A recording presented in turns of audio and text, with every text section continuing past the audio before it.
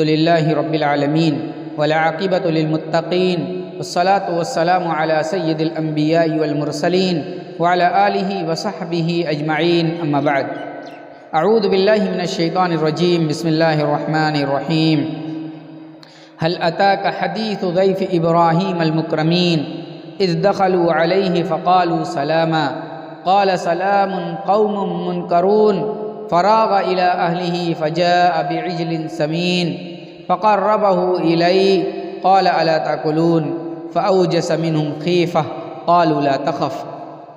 محترم ناظرین، قرآن کریم سورہ ذاریات کی چند آیات پڑھی گئی ہیں۔ ان آیات کے اندر اللہ رب العزت والجلال نے حضرت ابراہیم علیہ السلام کے پاس آنے والے مہمانوں کا تذکرہ کیا ہے۔ حضرت ابراہیم علیہ السلام کے پاس فرشتے انسانی شکل میں مہمان بن کر کے آتے ہیں۔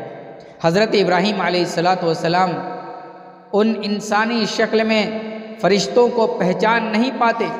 قال سلام قوم منکرون، ابراہیم علیہ السلام فرشتے کے سلام کا جواب دیتے اور اس کے بعد کہتے ہیں کہ یہ تو انجانے لوگ ہیں، یہ پہچان کے نہیں ہیں، شناسا نہیں ہیں۔ اس کے بعد ابراہیم علیہ السلام کیا کرتے ہیں؟ اپنے گھر میں جاتے ہیں۔ اپنے گھر میں جا کر کے دیکھتے ہیں اپنی پلی ہوئی بکریوں میں اپنے پلے ہوئے مینڈے اور جانور کو دیکھتے ہیں، اور ان جانوروں میں سے ایک میڈھا لے کر کے آتے ہیں اور اسے قربان کرتے ہیں اور اسے بھون کر کے مہمانوں کے سامنے پیش کر دیتے ہیں۔ فراغ الى اہلہ فجاء بعجل سمین فقربہ الیہ فقال الا تاکلون۔ ابراہیم علیہ السلام جب بھنا ہوا گوشت مہمانوں کے سامنے پیش کرتے ہیں تو مہمان کھاتے نہیں، مہمان اسے تناول نہیں کرتے۔ ابراہیم علیہ السلام پوچھتے ہیں الا تاکلون، کیوں نہیں کھا رہے؟ کیونکہ ابراہیم علیہ السلام کو معلوم نہیں تھا کہ ان کے پاس آنے والے فرشتے انسانوں کی شکل میں ہیں۔ وہ انسان نہیں، وہ تو فرشتے ہیں، اور فرشتوں کا کام کھانا پینا نہیں، فرشتوں کا کام تو اللہ کا پیغام پہنچانا ہے۔ فرشتے کھاتے پیتے نہیں ہیں۔ الا تاکلون فاوجس منهم خیفہ، جب انہوں نے کھایا نہیں، کھانے کی طرف ہاتھ نہیں لپکایا، ہاتھ نہیں بڑھایا، ابراہیم علیہ السلام کے دل میں تھوڑا سا خوف ہوا۔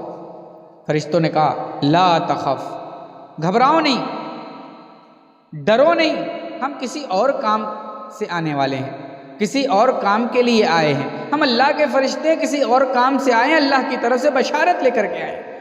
محترم ناظرین، ان آیات کے اندر اللہ تبارک و تعالی نے انبیاء کا ایک طریقہ بتایا ہے کہ انبیاء اکرام علیہم الصلاۃ والتسلیم یہ بڑے مہمان نواز ہوتے، مہمان نواز تھے۔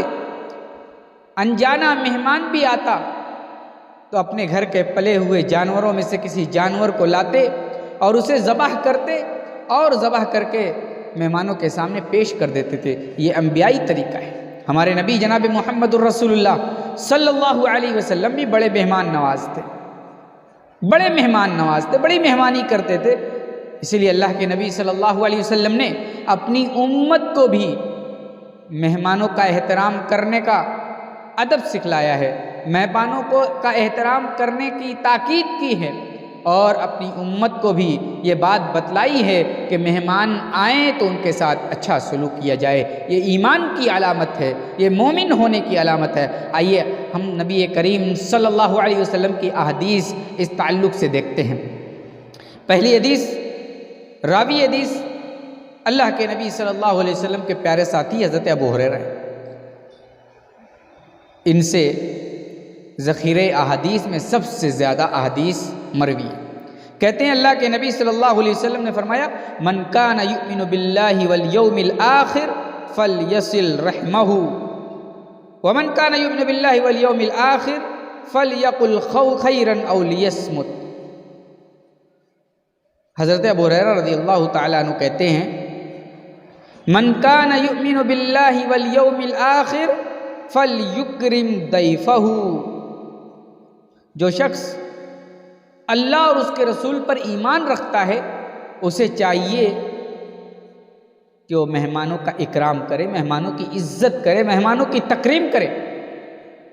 اور جو دو ٹکڑا اور میں نے پڑھا ہے اس ٹکڑے کا ترجمہ یہ ہے کہ جو شخص اللہ اور اس کے رسول پر ایمان رکھتا ہے اسے چاہیے کہ وہ اپنے رشتہ داروں کے ساتھ اچھا سلوک کرے، صلہ رحمی کرے۔ اور ایک آخری ٹکڑے میں اللہ کے نبی نے فرمایا جو شخص اللہ اور اس کے رسول پر ایمان رکھتا ہے اسے چاہیے کہ بہترین بات زبان سے بولے یا خاموش رہے، بہترین بات زبان سے کہے یا خاموشی اختیار کرے۔ اگر اس کی زبان سے کوئی اچھا جملہ نہیں نکلتا، اچھی بات نہیں بول پاتا، اس کی بات سے لوگوں کو تکلیف ہوتی ہے، تو پھر اس کے لیے بہتر ہے کہ وہ اپنے آپ کو خاموش رکھے، خاموشی ہی اس کے لیے بہتر ہے۔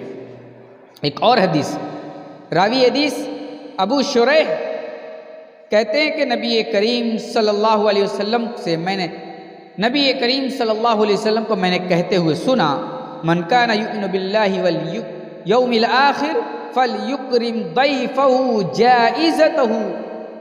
قالوا یا رسول اللہ وما جائزتہ؟ قال یومہ ولیلتہ والضیافۃ ثلاثة ایام فما كان وراء ذلك فهو صدقة علی۔ حضرت ابو شریح کہتے ہیں کہ نبی کریم صلی اللہ علیہ وسلم کو میں نے کہتے ہوئے سنا، آپ کہہ رہے تھے جو شخص اللہ اور اس کے رسول پر ایمان رکھتا ہے اسے چاہیے کہ مہمانوں کا اکرام کرے، مہمانوں کی عزت کرے اور اس کا حق ادا کرے، اس کا جو حق ہے اسے دے دے۔ اللہ کے نبی صلی اللہ علیہ وسلم سے پوچھا گیا وما جائزتہ یا رسول اللہ، اے اللہ کے نبی مہمانوں کا حق کیا ہے، مہمانوں کا حق کیا ہے؟ اللہ کے نبی صلی اللہ علیہ وسلم نے فرمایا یومہ ولیلتہ، مہمانوں کا حق ایک دن اور ایک رات ہے، والضیافۃ ثلاثۃ ایام، اور ضیافت 3 دن ہے، وما وراء ذلک فهو صدقۃ علی، اور جو 3 دن سے زیادہ مہمانی کرتا ہے یہ اس کے لیے صدقہ ہوگا، یعنی اسے صدقے کا ثواب ملے گا۔ حدیث کے اندر اللہ کے نبی صلی اللہ علیہ وسلم نے مہمانوں کا اکرام، مہمانوں کی عزت کرنے کی تاکید کی ہے اور اس کا حق بتایا ہے کہ 1 دن اور 1 رات اور 3 دن تک یہ مہمانوں کی ضیافت ہے۔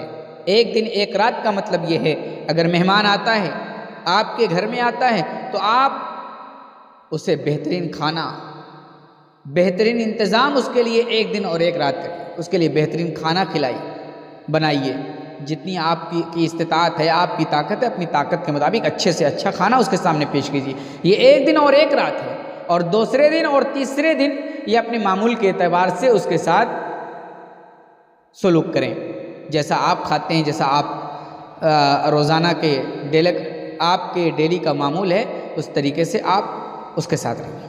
اور اگر 3 دن سے زیادہ مہمان رہتا ہے اور آپ اس کی ضیافت کرتے ہیں تو یہ آپ کے حق میں صدقہ ہوگا۔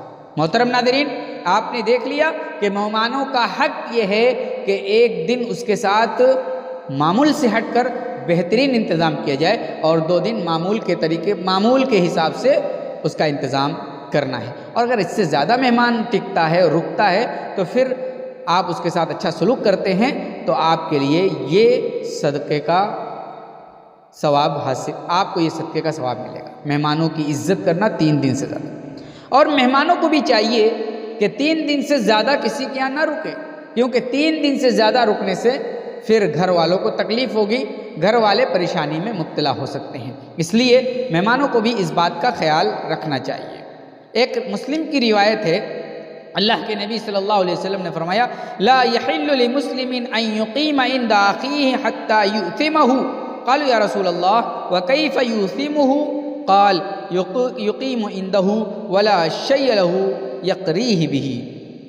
اللہ کے نبی صلی اللہ علیہ وسلم نے فرمایا، مسلم کی روایت ہے، کسی مسلمان کے لیے یہ حلال نہیں ہے، جائز نہیں ہے کہ اپنے بھائی کے پاس اتنا دن رکے کہ اس کا بھائی گناہ میں مبتلا ہو جائے۔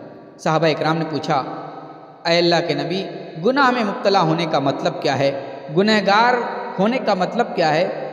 اللہ کے نبی صلی اللہ علیہ وسلم نے فرمایا یقیم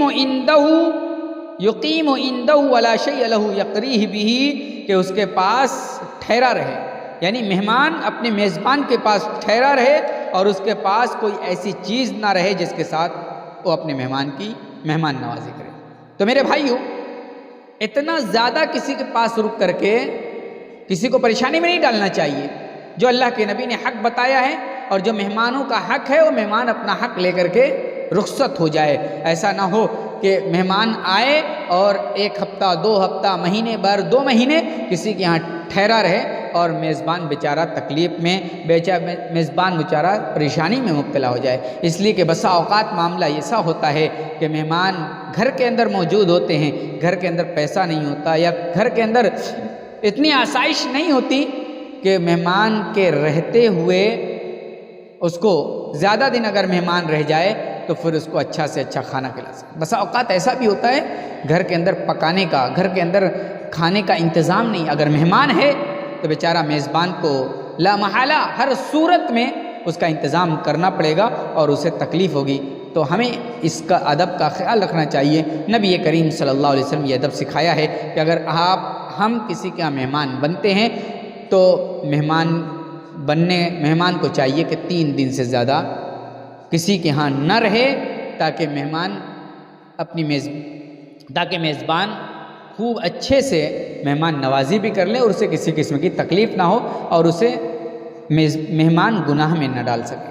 تو اللہ تعالیٰ ہم سب کو نبی کریم صلی اللہ علیہ وسلم کے سکھائے ہوئے اور آداب کو ملحوظ رکھنے کی توفیق عطا فرما، آمین۔